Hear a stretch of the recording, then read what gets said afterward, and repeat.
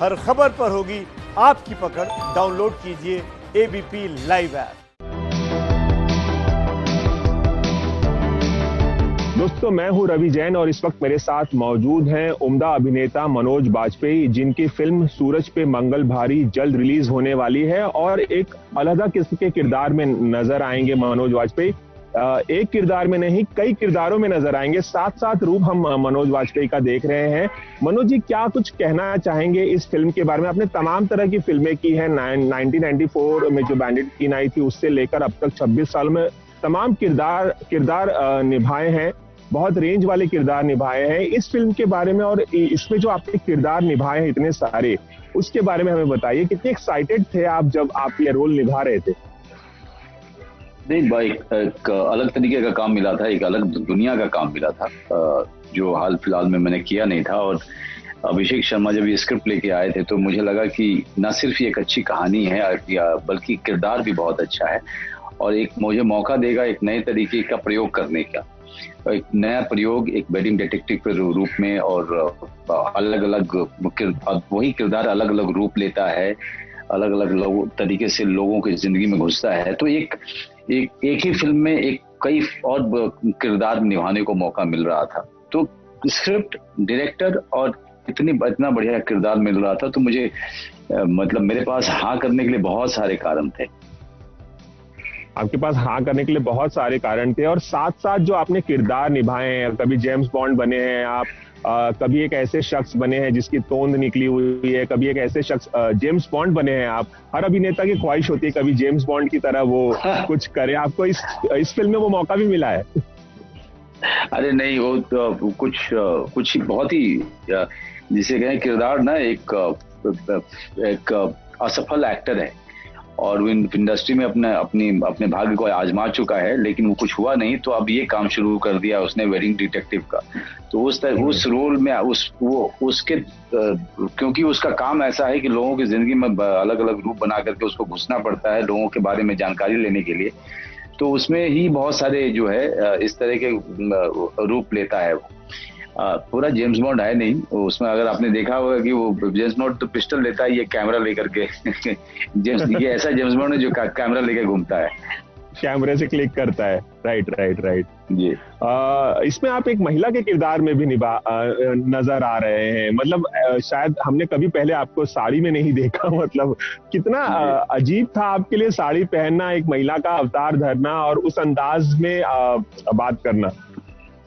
महाराष्ट्र में महिलाएं जो है नवारी साड़ी पहनती हैं जो कि बहुत लंबा होता है और वो उसका फैब्रिक जो है ना थोड़ा हेवी भी होता है, और उसके साथ साथ बहुत सारी ज्वेलरी भी पहनती हैं और बहुत सारा मेकअप भी मुझे करना था इसमें और उसके बाद फिर परफॉर्म करना था। और उस दिन मुझे 101-102 डिग्री बुखार भी था। तो कुल मिला के वो दिन जो है बहुत ही डिफिकल्ट रहा था, क्योंकि ऐसा रोल करना था, इस तरह का रोल करना था, इस तरह की सिचुएशन थी, इस तरह का सीन था और उसमें मुझे बुखार हो गया था। तो लेकिन अंत में सब कुछ अच्छा हुआ। डायरेक्टर अभिषेक शर्मा ने बहुत ही ख्याल रखा और उन्होंने जो है पूरी तरीके से मेरा भी ख्याल रखा और ये देखा कि मैं परफॉर्म अच्छा करूं, सीन भी अच्छा निकल के आए। अच्छा, जाहिर तौर पर ये वाला किरदार निभाना काफी डिफिकल्ट रहा होगा। जैसे कि जी, किरदारों में सबसे फेवरेट किरदार कौन सा रहा आपका? कौन सा किरदार निभाकर आपको सबसे ज्यादा मजा आया? कौन सा अवतार धरने के बाद आपको सबसे ज्यादा मजा आया मनोज? नहीं, बहुत मजा आया। देखिए, इसमें एक भिखारी का है, वो भी मुझे बहुत अच्छा लगा। एक महाराष्ट्रियन वुमन का बहुत ही मतलब बहुत तैयारी की थी मैंने उसके लिए। और फिर आपको सिंधी बिजनेसमैन जो कि आप देखते हैं तोंद वगैरह लेकर के नाचता भी है, तो वो ये सारे किरदार जो है इनको करने में के लिए बड़ी तैयारी करनी पड़ी थी और काम भी अच्छा हुआ। तो इसलिए ये बहुत ही मेरे फेवरेट है। मनोज जी, ये बताइए कि इस फिल्म में आप फातिमा सना शेख के साथ काम करें। मैंने उनसे बातचीत की थी तो वो काफी खुश नजर आई आपके साथ काम करके, काफी तारीफ कर रही थी आपकी। आप क्या कुछ कहना चाहेंगे? आप इस फिल्म में उनके भाई बने हैं, एक ऐसा भाई जिसे ये बहन के बारे में नहीं पता होता कि उसका भी अफेयर चल रहा है, दुनिया भर की जासूसी चल रही होती है, लेकिन आपको बहन। तो कैसा अनुभव रहा फातिमा के साथ काम करने का आपका? सर, फातिमा बहुत मेहनती लड़की हैं। न सिर्फ वो बहुत ही खूबसूरत हैं और सफल हैं, और दंगल में उन्होंने कितना बढ़िया काम किया था। बहुत ही मेहनती हैं और हमारी हमारी बिल्कुल, बिल्कुल। हमारी हमारी हमारी बड़ी अच्छी दोस्ती भी हो गई। तो अब और वो इसलिए भी क्योंकि मैंने देखा कि एक लड़की है जो आजकल की लड़की है, इस जनरेशन की है और इतना काम शिद्दत से काम करती है। उसने पूरा एक टीचर रखा था, पूरा महाराष्ट्रियन लैंग्वेज, एक्सेंट, बोलचाल, हाव भाव, ये सारी चीजें पूरी तैयारी के साथ वो मेहनत कर करके वो सेट पे आती थी। तो जब कोई मेहनत करता है तो जाहिर सी बात है कि वो आपका फेवरेट हो जाता है, आप उसको पसंद करने लगते हैं। ये सारी चीजें फातिमा में मुझे बहुत अच्छी नजर आई। अब उसके अलावा बहुत अच्छी इंसान, एक मिडिल क्लास वैल्यूज के साथ जीती हैं, बहुत ही सिंपल रहती हैं। मनोज जी, फिल्मों और सीरियल्स की दुनिया में आने से पहले आप एक जाने माने थिएटर एक्टर भी रहे हैं। लगभग 30 साल से ज्यादा हो गए हैं आपको अभिनय करते हुए। वो क्या चीज है जो आज भी आपको मोटिवेट करती है सेट पर जाने के लिए? वो क्या चीज है? वो कैसे किरदार हैं? वो क्या बात है जो आपको लगता है कि हाँ, मैं अभी और फिल्में करूं और अच्छी अच्छी फिल्में करूं? क्या चीज आपको मोटिवेट करती है और अच्छा काम करने के लिए? इतना लंबा सफर हो चुका है ऑलरेडी। जी, मेरा अभिनय के प्रति मोह और अभिनय के प्रति प्यार, ये मुझे लगता है कि दुनिया के सबसे मुश्किल काम है अभिनय करना, और उतना ही मजेदार काम है इसको करना कि आप दूसरे के जीवन को जीते हो, दूसरे किरदार को जीते हो, दूसरे के चरित्र को जीते हो, उसके बारे में जानने समझने का मौका लगता है। एक अलग ही तरीके का अनुभव होता है, एक बड़ा यौगिक जिसे कहें अलौकिक अनुभव होता है जब आप किरदार को जी रहे होते हैं। तो मुझे उसमें बहुत मजा आता है और ये मुझे एक्सप्रेस करने के बहुत मौके देता है। इसलिए मैं इसके साथ कभी प्रेम खत्म ही नहीं होता मेरा। किसी तरह की कोई कसक बाकी रह गई हो, कोई रंज रह गया हो, कोई मन में बात रह गई हो, किसी तरह का कोई पछतावा हो कि हाँ यार, ये भी कर लेना चाहिए था, वो भी कर लेना चाहिए था, या क्या सबक आपने इतने लंबे सफर के दौरान सीखे, कुछ अगर आप बता पाए? नहीं, ऐसा कोई, देखिए, पश्चाताप करना जो है वो अच्छी बात है नहीं, क्योंकि जीवन आप जी रहे होते हैं, उसमें बहुत सारे अच्छी बातें भी होती हैं, कुछ बुरी बातें भी होती हैं। लेकिन यही सारी चीजें जीवन को बड़ा रंगीन बनाती हैं, उसमें हर तरीके के रंग भर के रख देती हैं। और मुझे अच्छा लगता है जब जीवन आप जीते रहे और पीछे कभी कभी मुड़ के देखते हैं तो आपको लगता है कि इतनी मुश्किल के बाद, इतने सारे बुरे समय के बाद आखिर आप यहाँ तक तो पहुंच गए। अब यहाँ से आगे देखना है, ज्यादा पीछे मुड़ के देखना भी अच्छा नहीं होता। अब यहाँ से आगे देखना है कि किस तरह के रोल्स आ रहे हैं, उसमें सबसे अच्छा कौन है, कौन सा रोल है, या किस रोल को आप करना चाहेंगे, किस डायरेक्टर के साथ काम करना चाहेंगे। मेरी इच्छा है कि नए नए डायरेक्टर्स के साथ ज्यादा काम करूं, क्योंकि उनसे सीखने को बहुत मिलता है। हम चाहेंगे कि आप और बेहतरीन से बेहतरीन फिल्में करें और आपके काम को और सराहा जाए।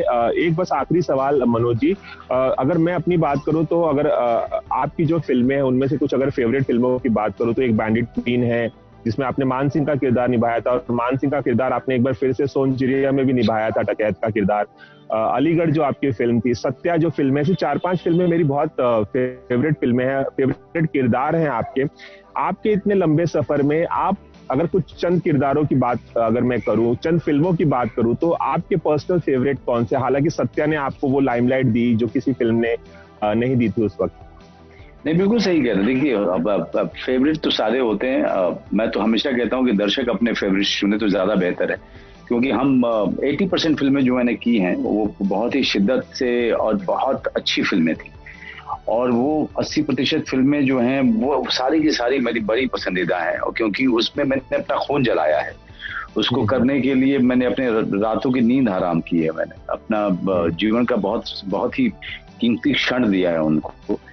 लेकिन शुरुआत बैंडिट क्वीन और सत्या से हुई, तो जाहिर सी बात है कि वो हमेशा आपके दिल के करीब रहेंगे, क्योंकि उन्होंने आपको एक करियर दिया।